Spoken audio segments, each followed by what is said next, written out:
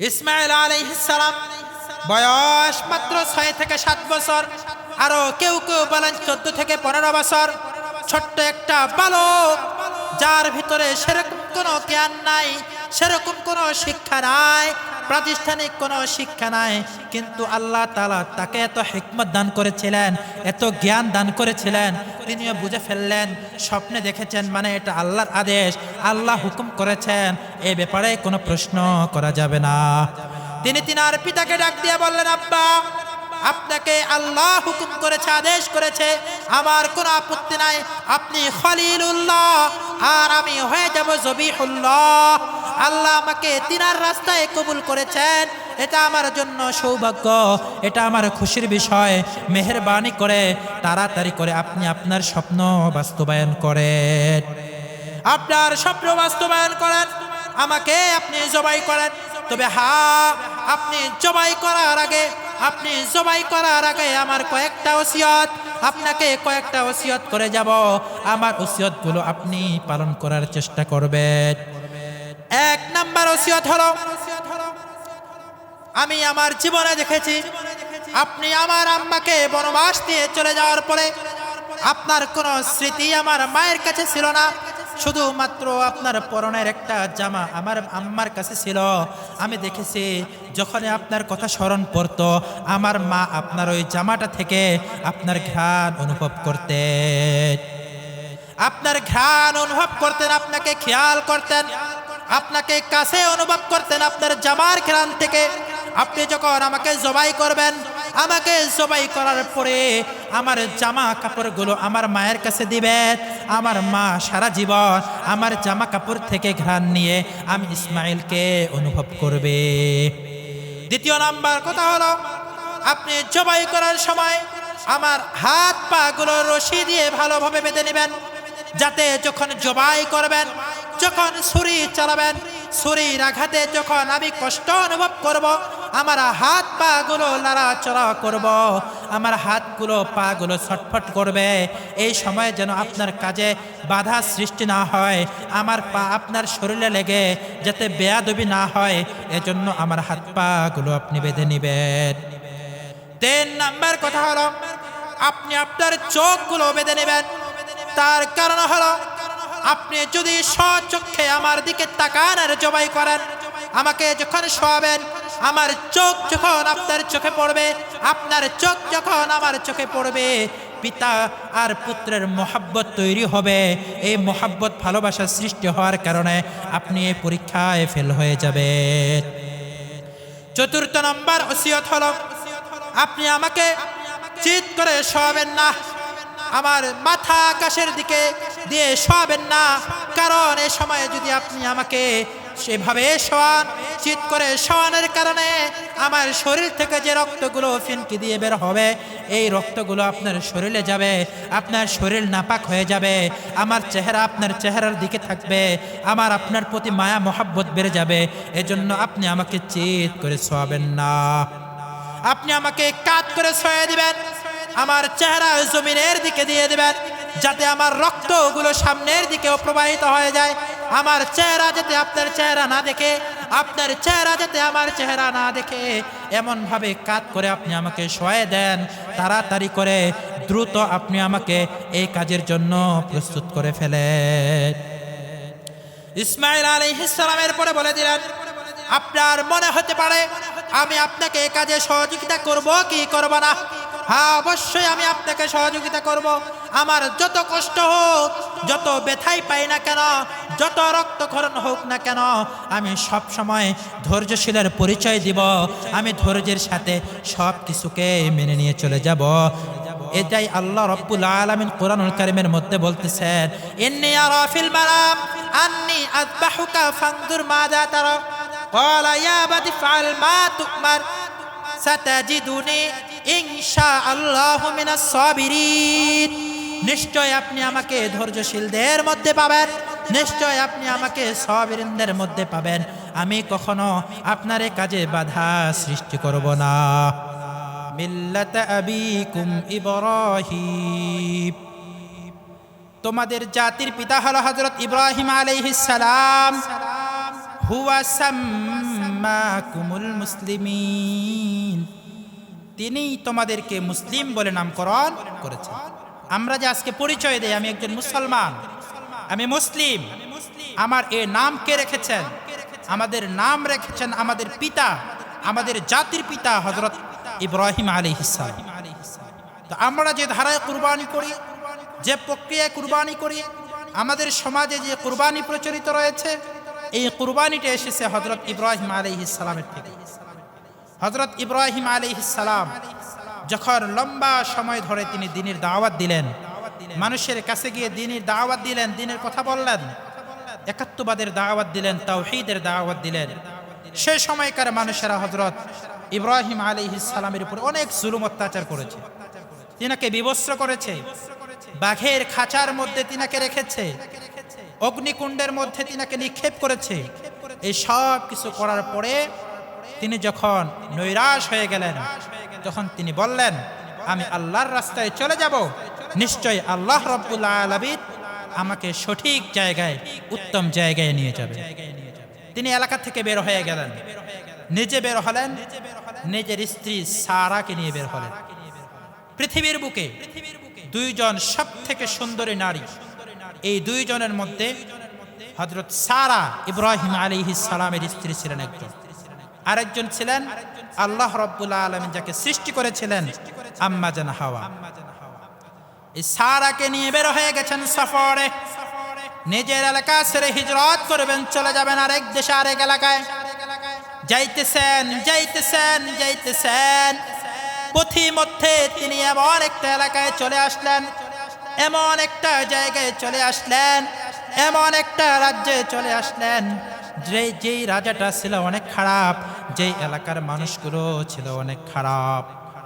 এই এলাকার রাজার একটা স্বভাব ছিল, এই এলাকা দিয়ে যখন কোনো মানুষ যাইত, সুন্দরী নারী যাইত, ওই সুন্দরী নারীকে ওই রাজা, ওই এলাকার নেতা, এলাকার মাতবর, তিনি ওই মহিলার সাথে খারাপ কাজ করত, কুকর্ম করত, জেনার কাজ করত।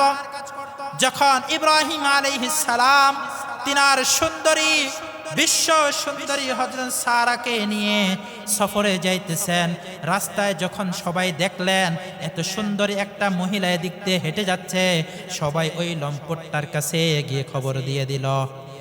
ওই লম্পটটা, ওই দুষ্ট চরিত্রের অধিকারী লোকটা বলল, ওই রাজা বলল, তাকে ধরে নিয়ে আসো আমার কাছে।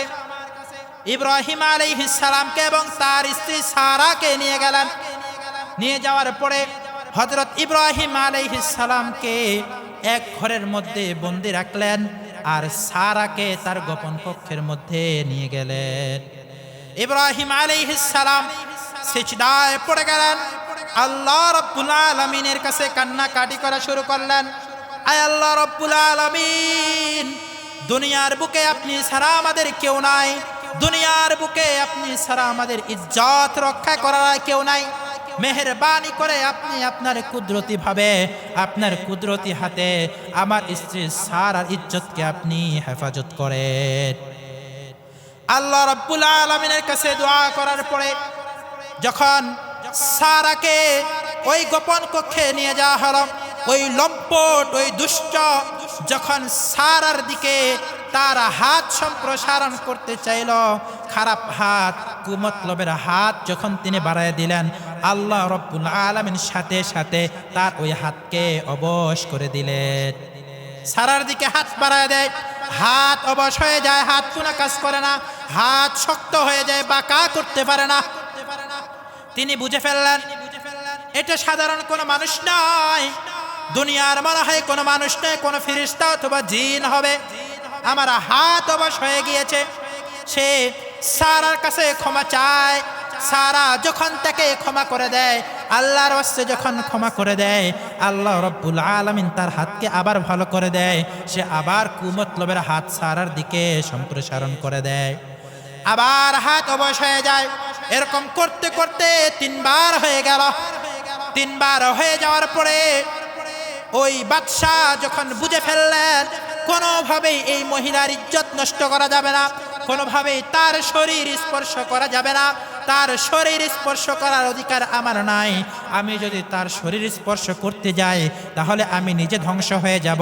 তিনি হযরত সারার কাছে ক্ষমা চেয়ে নিলেন। সারার কাছে ক্ষমা চাইলেন। ইব্রাহিম আলাইহিস সালামকে ডেকে নিয়ে আসা হলো। ইব্রাহিম আলাইহিস সালামের কাছে ক্ষমা চেয়ে নিলেন। বেয়াদবির জন্য ক্ষমা চাইলেন, ভুল স্বীকার করলেন, নিজের খারাপ কথা নিজে প্রকাশ করে অন্তরের নিজের কুমতলবের কথা প্রকাশ করে অন্তরে অন্তরে লজ্জিত হলেন এবং তাদেরকে সসম্মানে মেহমানদারি করে তাদেরকে সেখান থেকে বিদায় দিলেন। বিদায় দেওয়ার পরে হযরত সারাকে এই ভুলের মাসুল স্বরূপ, এই বেয়াদবি করার কারণে জরিমানা স্বরূপ একটা হাদিয়া দেয়, একজন মেয়েকে হাদিয়া দেয়, ছোট্ট একটা গোলাম বাচ্চা একজন মহিলা দাসীকে হযরত সারার গোলাম বানিয়ে দেয়, হাদিয়া হিসেবে দিয়ে দেয়, যার নাম ছিল হাজেরা। এই হাজেরাকে ওই বাদশা হযরত সারাকে হাদিয়া হিসেবে দিয়ে দিলেন। হাদিয়া হিসেবে দেওয়ার পরে ইব্রাহিম আলাইহিস সালাম নিজ স্ত্রী আর হাজরাকে সাথে নিয়ে আবার সফরের জন্য বের হয়ে গেলেন। যাইতেছেন লম্বা সময় যাওয়ার পরে যখন তিনাদের গন্তব্য স্থানে চলে যাওয়ার পরে হযরত ইব্রাহিম আলাইহিস সালাম বৃদ্ধ হয়ে গেলেন, হযরত সারাও বৃদ্ধা হয়ে গেলেন, কিন্তু তাদের থেকে কোনো সন্তান জন্মগ্রহণ করল না। সারা হযরত ইব্রাহিম আলাইহিস সালামকে বললেন, আপনি দ্বিতীয় বিয়ে করেন, দ্বিতীয় স্ত্রী গর্ভে আপনার সন্তান জন্ম লাভ করবে। হযরত ইব্রাহিম আলাইহিস সালাম বিয়ে করতে অস্বীকৃতি জানিয়ে দিলেন, না না না, আমি তোমাকে বিয়ে করেছি, তোমার সাথে সংসার করতেছে, তোমার সাথে থাকতেছে, আমি দ্বিতীয় কোনো বিয়ে করে তোমাকে কষ্ট দিতে চাই না। হযরত সারা বলেন, আপনি বিয়ে করেন, আপনাকে বিয়ে করতে হবে, আমার অনুরোধ, আমি আপনাকে দ্বিতীয় বিয়ে দিব। আপনি দ্বিতীয় বিয়ে করবেন, আপনার দ্বিতীয় স্ত্রী ঘরে সন্তান জন্মগ্রহণ করবে, ওই সন্তানটা হবে আমার সন্তানের মতো, নিজের সন্তান মনে করে আমি তাকে দেখে আমার চক্ষু শীতল করে ফেলব। হযরত সারা যখন হযরত ইব্রাহিম আলাইহিস সালামকে জবরদস্তি করলেন, যখন বিয়ের জন্য চাপ দিলেন, হযরত ইব্রাহিম আলাইহিস সালাম দ্বিতীয় বিয়ে করতে রাজি হয়ে গেলেন। রাজি হওয়ার পরে হযরত সারা ঘরে গিয়ে নিজের কাজের মেয়ে দাসী হাজরাকে ডাক দিয়ে বলে, আজকে তোমার কাছে আমি একটা অনুরোধ রাখবো, এই অনুরোধটা তুমি পালন করবা।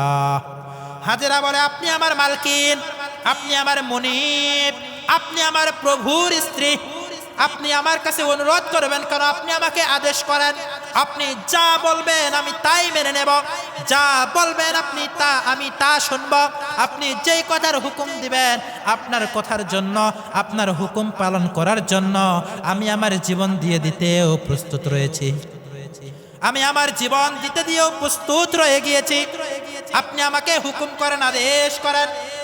হযরত সারা বলে, তোমাকে জীবন দিতে হবে না, তোমাকে বড় কোনো কষ্টের কাজ করতে হবে না, আমার স্বামী ইব্রাহিমকে তোমার সাথে বিয়ে দেব, তুমি তার সাথে বিয়ে বসবা। হযরত সারা ইব্রাহিমের সাথে হাজরার বিয়ে দিয়ে দিলেন। বিয়ে দেওয়ার পরে হযরত ইব্রাহিম আলাইহিস সালাম আল্লাহর কাছে দোয়া করলেন, রব্বি হাবলি মিনাস সালিহিন, হে আল্লাহ, আপনি আমাকে নেককার সন্তান দান করেন, আপনি আমাকে চক্ষু শীতলকারী সন্তান দান করেন, আপনি আমাকে পিতা মাতার বাধ্য সন্তান দান করেন। আল্লাহ রাব্বুল আলামিনের কাছে যখন দোয়া করলেন, ওই সময় হযরত ইব্রাহিম আলাইহিস সালামের বয়স ছিল ৮৬ বছর। ইব্রাহিম আলাইহিস সালামের বয়স তখন ৮৬ বছর। আর হযরত হাজরা আলাইহিস সালাম তখন অল্প বয়স্কা ছিলেন, তিনার বয়স খুব বেশি ছিল না, অল্প বয়স্কা এই মহিলা হযরত হাজরা আলাইহিস সালাম যখন আল্লাহ রাব্বুল আলামিন তিনার গর্ভে একটা সন্তান দান করলেন, তখন হযরত ইব্রাহিম আলাইহিস সালামের বয়স হলো ৮৬ বছর। আল্লাহ রাব্বুল আলামিন বলেন, ফাবাশশারনাহু বিগুলামিন হালিম, আমি আমার ইব্রাহিমকে নম্র সহনশীল একজন সন্তানের সুসংবাদ দিয়ে দিলাম। এমন সহনশীল, এমন নম্র, আল্লাহ রাব্বুল আলামিন এমন একজন সহনশীল সন্তান দান করলেন। কেমন সহনশীল, পরবর্তী ঘটনা শুনলে আপনারা অবাক হয়ে যাবে। আল্লাহ রাব্বুল আলামিন বলেন, ফাবাশশারনাহু, আমি ইব্রাহিমকে সুসংবাদ দিলাম, বিগুলামিন হালিম, সহনশীল একজন গোলামের, সহনশীল একজন পুত্রের সুসংবাদ দিলাম। সুসংবাদ দেওয়ার পরে যখন ইব্রাহিম আলাইহিস সালাম আর হাজেরার গর্ভে যখন সন্তান জন্মগ্রহণ করলো, এই সন্তানটার নাম রেখে দেওয়া হলো ইসমাঈল। সন্তান জন্মগ্রহণ করলো, আল্লাহ রাব্বুল আলামিন মনে মনে ভাবলেন, এতদিন পর্যন্ত ইব্রাহিমের সন্তান ছিল না, আমাকে অনেক মহব্বত করতো, আমাকে অনেক ভালোবাসতো, আমার মহব্বতে তার কোনো জুড়ি ছিল না। এখন সন্তান পেয়েছে, দেখি আমার মহব্বত তার ভিতরে বেশি নাকি সন্তানের মহব্বত বেশি। তাকে একটা পরীক্ষা করা দরকার, তার কাছ থেকে একটা পরীক্ষা নেওয়া দরকার। ইব্রাহিম আলাইহিস সালামকে হুকুম দিলেন, সন্তান এবং সন্তানের মা হাজেরা দুইজনকে বনবাস দিয়ে আসা হোক। ইব্রাহিম আলাইহিস সালাম আল্লাহ রাব্বুল আলামিনের পক্ষ থেকে হুকুম পাওয়ার পরে, আল্লাহ রাব্বুল আলামিনের পক্ষ থেকে ওহী পাওয়ার পরে তিনি সাথে সাথে কোনো বিলম্ব না করে তাৎক্ষণিকভাবে হযরত হাজরা এবং সন্তান ইসমাঈলকে বনবাস দিয়ে আসলেন। সন্তান জন্মগ্রহণ করল, ৮৬ বছর বয়সে মাত্র একটা সন্তান লাভ করলেন। সন্তান জন্মগ্রহণ করার পরে পরে কিছুদিন যাইতে না যাইতে তাদেরকে বনবাস, আল্লাহ রাব্বুল আলামিনের হুকুমে হযরত হাজরা এবং হযরত ইসমাঈল আলাইহিস সালামকে আল্লাহর রাসূল, আল্লাহর হাবিব, আল্লাহর খলিল হযরত ইব্রাহিম আলাইহিস সালাম মক্কা ভূমিতে নিয়ে গেলেন। কিছু নাই, কোনো থাকার জায়গা নাই, কোনো ঘর নাই, কোনো বাড়ি নাই, কোনো বসবাসের জায়গা নাই, কোনো গাছপালা নাই, মরুভূমি, সাথে কিছু নিয়ে যাইতে পারা নাই। ছোট্ট একটা পটলার মধ্যে অল্প কিছু খাবারের জিনিস, অল্প কিছু পানি সাথে নিয়া হযরত হাজরা আর হযরত ইসমাঈলকে সাথে নিয়া হযরত ইব্রাহিম আলাইহিস সালাম মক্কায় চলে আসলেন। মক্কায় রেখে যাইতেছেন, কিছু বলতে পারতেছেন না, অন্তর দুমড়ে মুচড়ে ভেঙ্গে চুরমাচার হয়ে যাচ্ছে, কষ্টে অন্তর ফেটে বুক ফেটে কান্না বের হচ্ছে। আল্লাহ রাব্বুল আলামিনের হুকুম, এখানে কোনো আপত্তি করা যাবে না, কোনো অভিযোগ করা যাবে না। তিনি মনের ব্যথা, মনের কষ্ট মনে গোপন করে বুকে চেপে রেখে তিনি হাজরা এবং ইসমাঈলকে মরুভূমির মধ্যে রেখে চলে যাইতেছেন। হাজরা আলাইহিস সালাম বলেন, কি ব্যাপার, আমরা কি অপরাধ করেছি, কি বেয়াদবি করেছি, আপনার সাথে কোনো ভুল করেছি, কেন আপনি আমাদেরকে শাস্তি দিতেছেন, আমাদের কি অপরাধ আপনি বলে যান। আর যদি আপনি কথা না বলেন, আপনি যেই কাজটা করলেন এটা কি আপনার পক্ষ থেকে করেছেন নাকি আল্লাহর পক্ষ থেকে করেছেন, অন্তত এতটুকু আপনি বলে যান। ইব্রাহিম আলাইহিস সালাম কিছু বললেন না, শুধু হাতের আঙ্গুল দিয়ে ইশারা করে আকাশের দিকে তাকায়ে বলে দিলেন, আল্লাহ রাব্বুল আলামিনের পক্ষ থেকে আমি তোমাদেরকে রেখে গেলাম। এই কথা বলার সাথে সাথে হাজরা আলাইহিস সালামের অন্তরের মধ্যে প্রশান্তি লাভ হলো।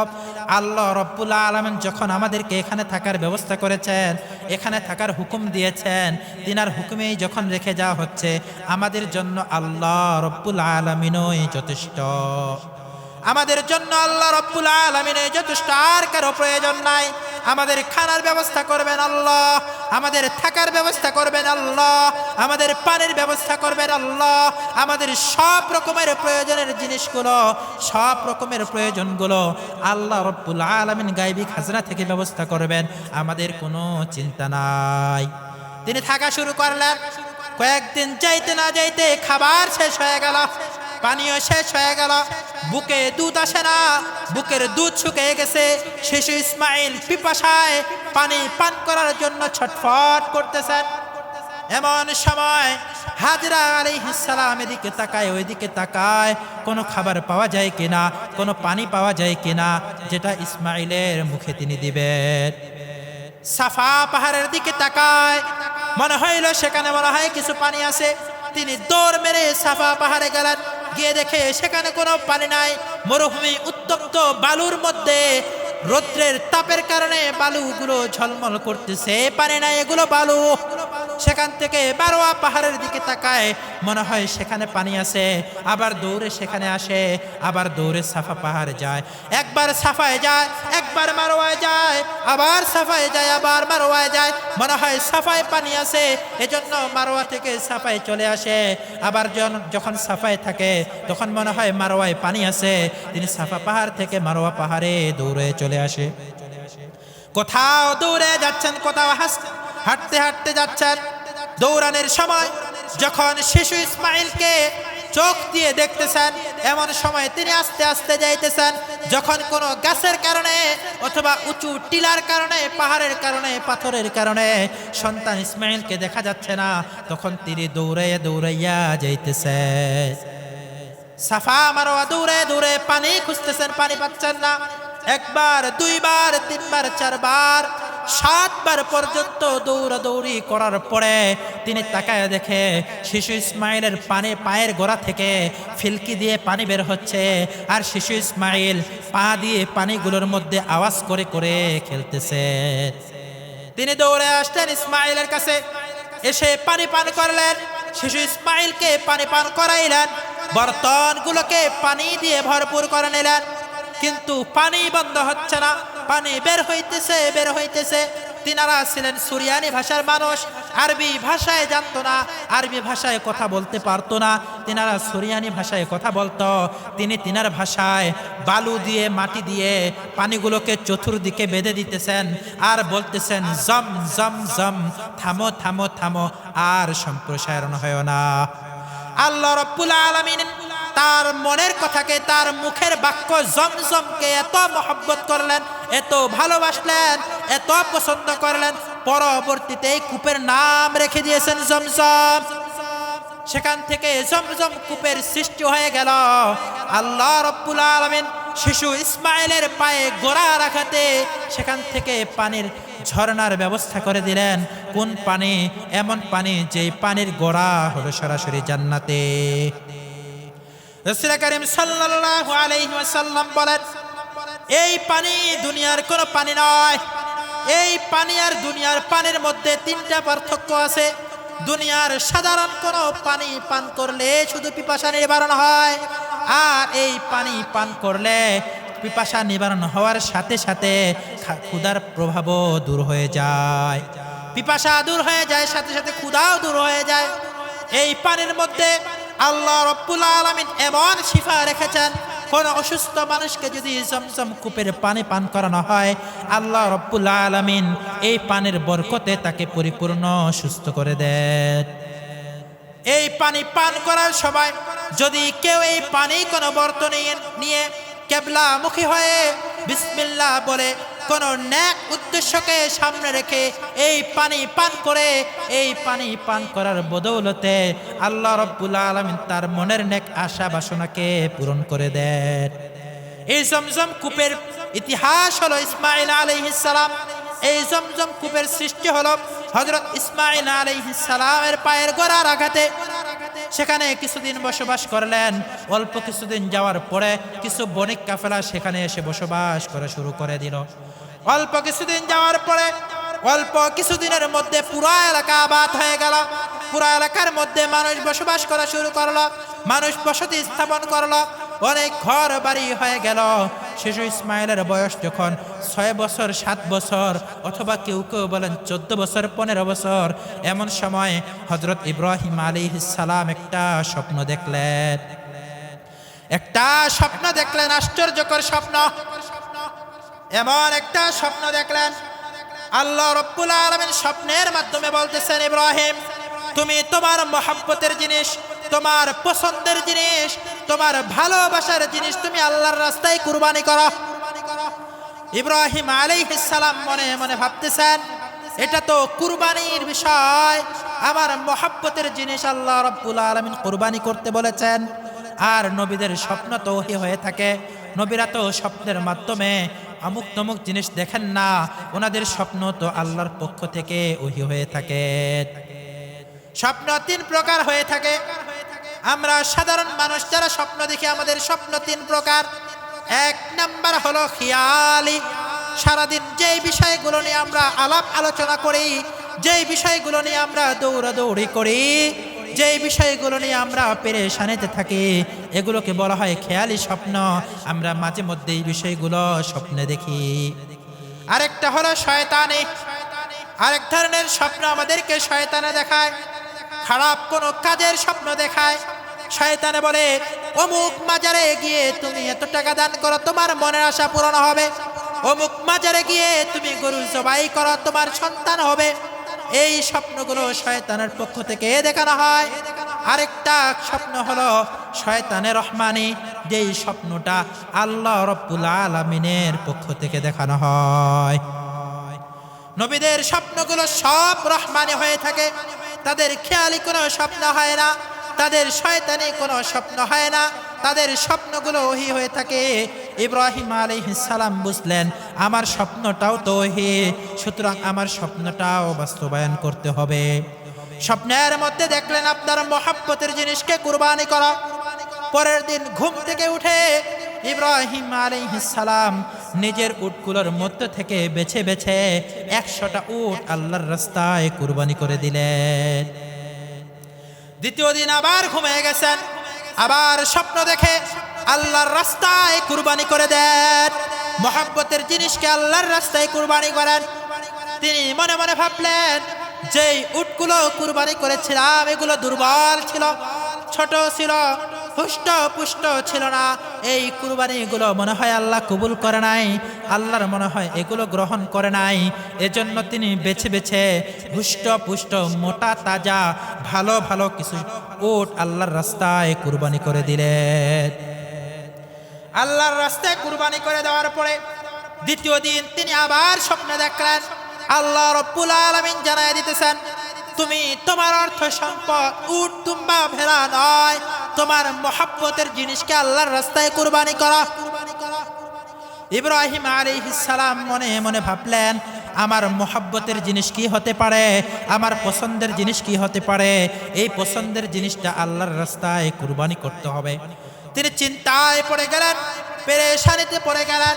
তিনি চিন্তা ভাবনা করে খুঁজে বের করলেন দুনিয়ার বুকে আমার একমাত্র মহব্বতের জিনিস হলো, একমাত্র পছন্দের জিনিস হলো আমার কলিজার টুকরা সন্তান ইসমাঈল। আল্লাহ রাব্বুল আলামিন মনে হয় এই ইসমাঈলকেই কুরবানি করতে বলেছেন, এই ইসমাঈলকেই কুরবানি করতে হবে। আল্লাহ রাব্বুল আলামিন এটাই কুরআনুল কারীমের মধ্যে বললেন ফালাম্মা বালাগা মাআহুস সাইয়া ক্বালা ইয়া বুনাইয়া ইন্নী আরা ফিল মানাম আন্নী আযবাহুকা ফানজুর মাযা তারা। যখন সন্তান ইসমাঈল বাবার সাথে চলতে ফিরতে শিখছেন, এমন সময় আল্লাহ রাব্বুল আলামিন হুকুম দিলেন ও ইব্রাহিম কলেজার টুকরা সন্তান ইসমাঈলটাকে কুরবানি করে দেন। ইব্রাহিম আলাইহিস সালাম চলে আসতেন ইসমাঈলের কাছে। বনবাস দেওয়ার পর থেকে নিয়ে আজ পর্যন্ত ইব্রাহিমের সাথে ইসমাঈলের দেখা হয় নাই, পিতা পুত্রের দেখা নাই, স্বামী স্ত্রীর দেখা নাই, কেউ কাউকে দেখে না। এমন সময় হযরত ইব্রাহিম আলাইহিস সালাম মক্কা ভূমিতে এসে দেখেন পুরো মক্কার মধ্যে ঘর বাড়িতে ভরপুর হয়ে গেছে। ইব্রাহিম আলাইহিস সালাম ছোট ছোট বাচ্চাদেরকে ডেকে ডেকে জিজ্ঞেস করলেন তোমরা ইসমাঈলকে চেনো? ইসমাঈলকে চেনো নাকি? ইসমাঈলের কাছে আমাকে নিয়ে যাও। ওই ছোট ছোট বাচ্চারা বললেন ইসমাঈলকে আমরা চিনি, খুব ভালো করে চিনি, তিনি আমাদের এখানেই থাকে, আমাদের সাথেই থাকে, কিন্তু সে আমাদের সাথে খেলে না।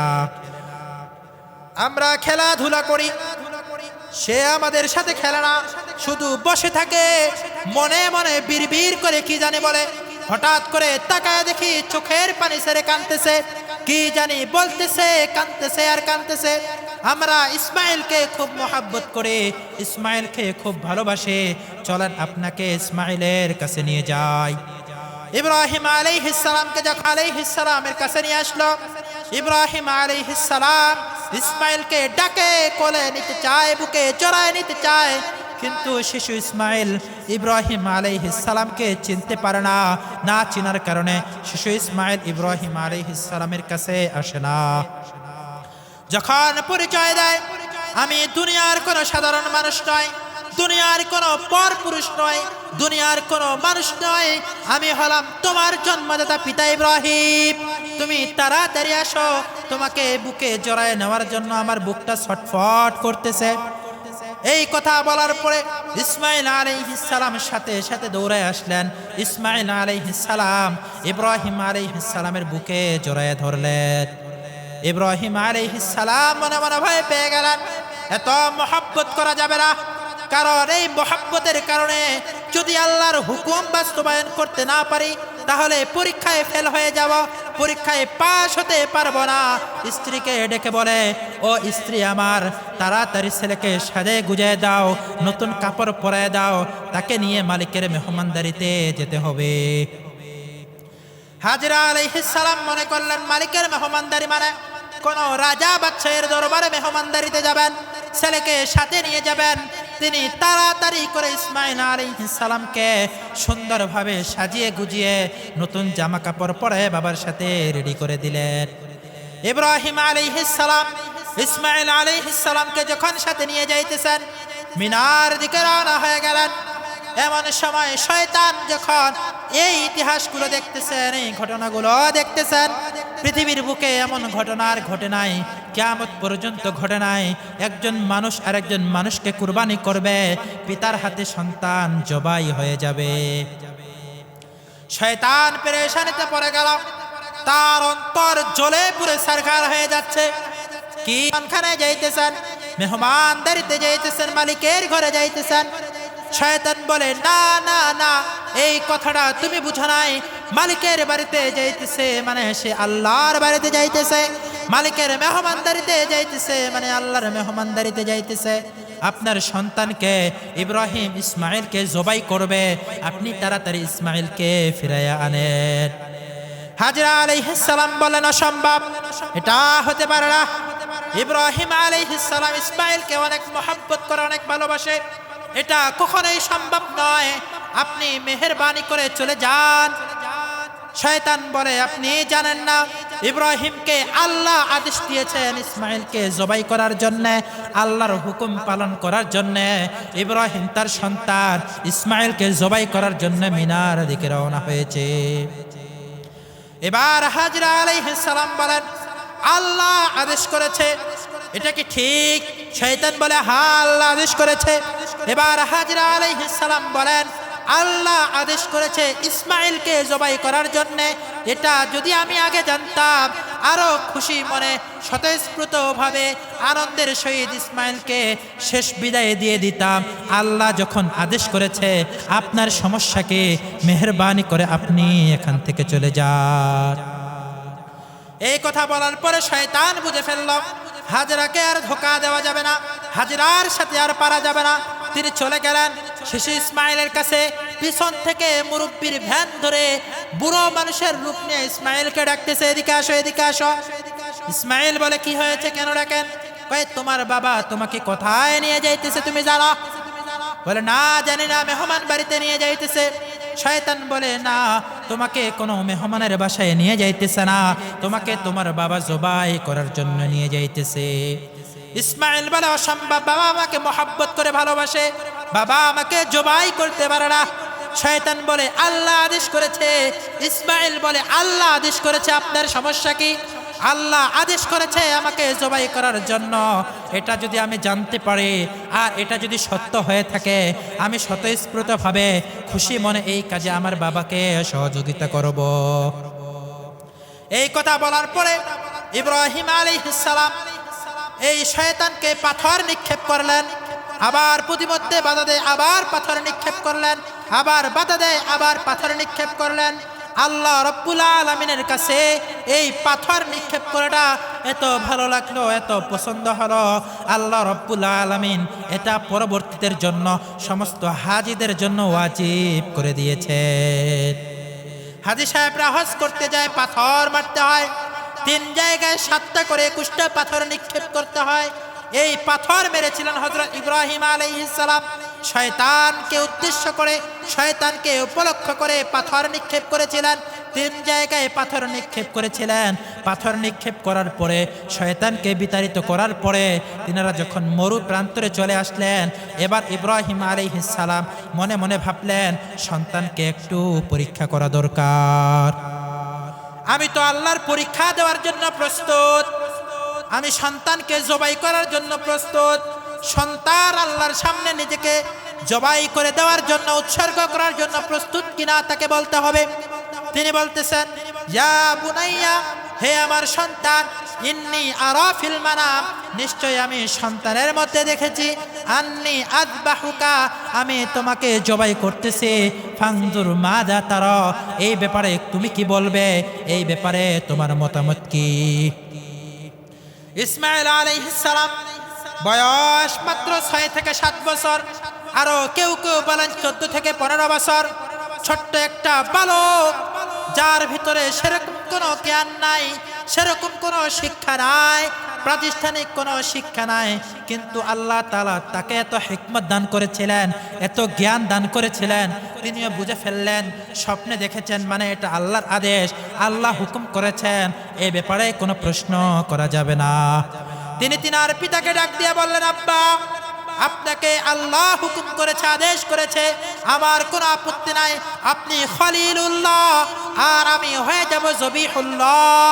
আল্লাহ আমাকে তিনার রাস্তায় কবুল করেছেন, এটা আমার জন্য সৌভাগ্য, এটা আমার খুশির বিষয়। মেহেরবানি করে তাড়াতাড়ি করে আপনি আপনার স্বপ্ন বাস্তবায়ন করেন, আপনার স্বপ্ন বাস্তবায়ন করেন, আমাকে আপনি জবাই করেন। তবে হ্যাঁ, আপনি জবাই করার আগে আমার কয়েকটা ওসিয়ত, আপনাকে কয়েকটা ওসিয়ত করে যাব, আমার ওসিয়তগুলো আপনি পালন করার চেষ্টা করবেন। 1 নাম্বার ওসিয়ত হলো,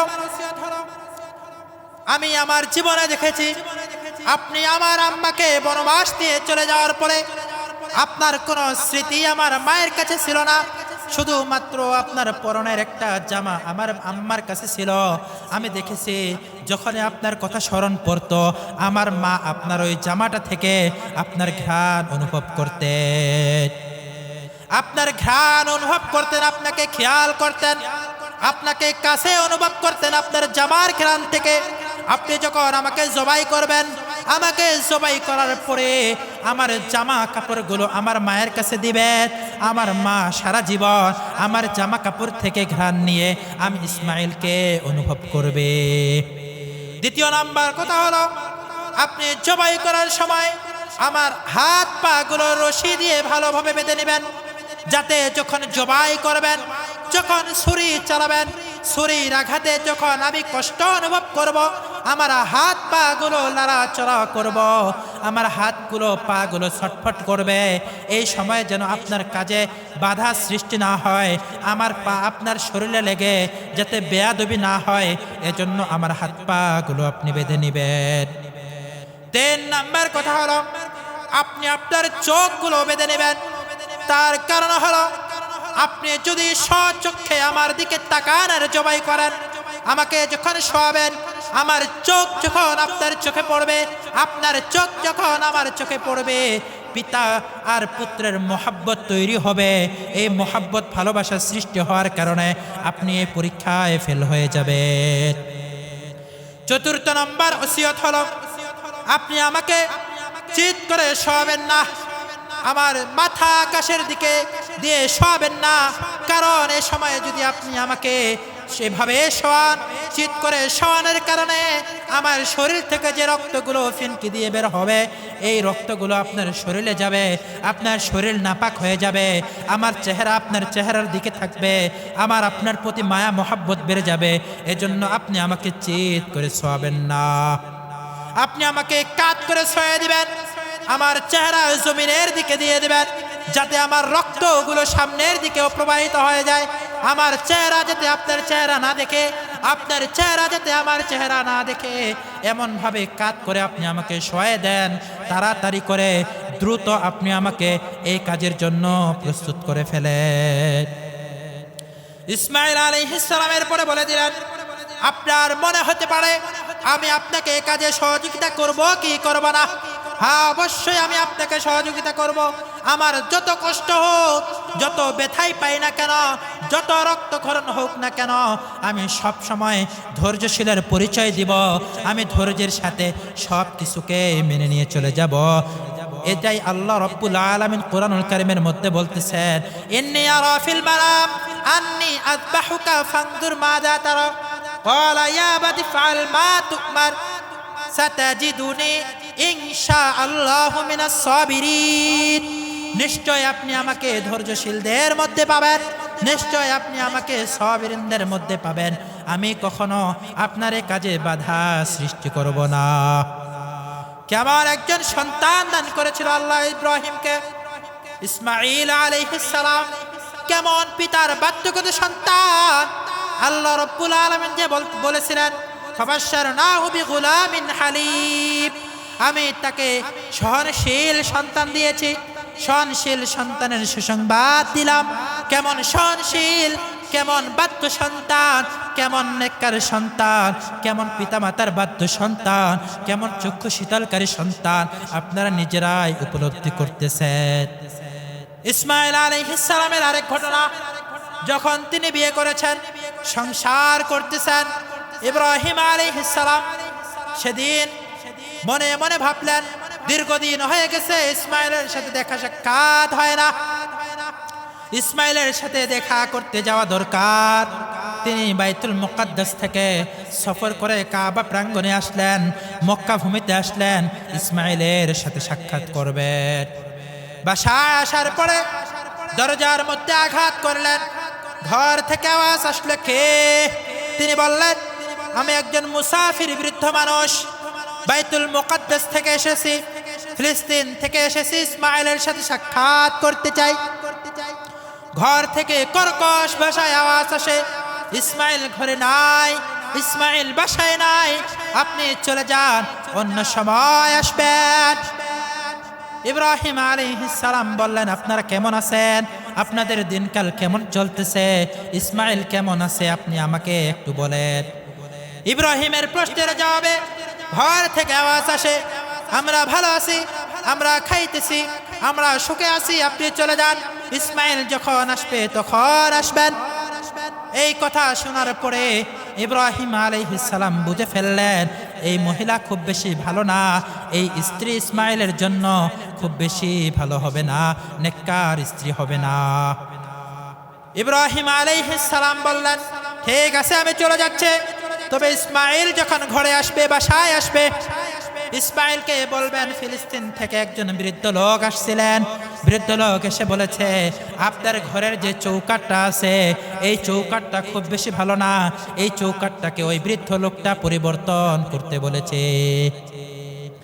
ইসমাঈল আলাইহিস সালাম যখন বাসায় আসলেন, বিবি ইসমাঈলকে যখন বলে দিলেন, বৃদ্ধ একজন পুরুষ ফিলিস্তিন থেকে এসেছিল, বাইতুল মুকাদ্দাস থেকে এসে আপনার ব্যাপারে তালাশ করেছিল, হালত কুরসি করার পরে আপনাকে বলে গিয়েছে ঘরের দরজা পরিবর্তন করতে হবে, এই ঘরের দরজা বেশি সুবিধাজনক নয়। ইসমাঈল আলাইহিস সালাম বললেন, নিজের কপাল তো নিজেই পুড়ে ফেললা, এই মানুষ তো দুনিয়ার কোনো সাধারণ মানুষ নয়, ইনি হলেন আমার জন্মদাতা পিতা ইব্রাহিম। তিনি তোমার ব্যাপারে বলে গিয়েছে, তোমাকে যেন আমি তালাক দিই, যাও যাও যাও, তোমাকে তালাক দিয়ে দিলাম, মুহূর্তের মধ্যে আমার ঘর ছেড়ে চলে যাও। ইব্রাহিম আলাইহিস সালামের কথা মতো ইসমাঈল আলাইহিস সালাম সাথে সাথে বুঝে ফেললেন, ঘরের চৌকাঠ পরিবর্তন করতে বলেছে, মানে ঘরের চৌকাঠ নয়, মানে ঘরের স্ত্রীকে পরিবর্তন করতে বলেছে। তালাক দিয়ে দিলেন, দ্বিতীয় আরেকটি বিয়ে করলেন। ইব্রাহিম আলাইহিস সালাম আরেকদিন আসলেন, আসার পরে তিনি ঘরের দরজার মধ্যে আওয়াজ করলেন, ঘর থেকে আওয়াজ আসলো, কে? ইব্রাহিম আলাইহিস সালাম বলেন, আমি একজন বৃদ্ধ লোক, বাইতুল মুকাদ্দাস থেকে এসেছি, ফিলিস্তিন থেকে এসেছি, ইসমাঈলের সাথে সাক্ষাৎ করতে চাই। ঘরের মহিলা বললেন, ইসমাঈল ঘরে নাই, আপনি ঘরে আসেন, মেহমানদারি করেন। ইব্রাহিম আলাইহিস সালাম বললেন, না, ঘরে যাওয়া যাবে না। মহিলা বলে, আপনি ঘরে আসেন, আপনি মেহমান, আপনি ঘরে আসেন, আপনার মেহমানদারি করানো এটা আমাদের দায়িত্ব। আপনি যদি ঘরে না আসেন আমি মনে কষ্ট পাবো, আমি মনে ব্যথা পাবো। মেহেরবানি করে আপনি ঘরে আসে মেহমানদারি করেন।